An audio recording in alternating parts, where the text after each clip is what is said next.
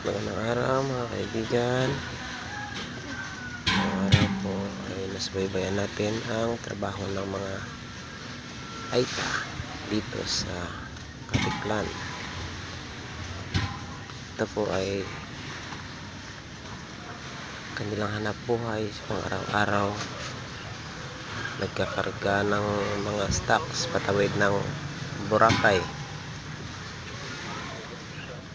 Ito po ang pangunahing hanap buhay nila maliban sa pangingisda, tour at iba pa. Kaya saludo ako sa mga Aita. Walang sinusukuan, walang pinipiling ibang trabaho. Ayun, ang sisipag. Thumbs up sa kanila. Magandang araw.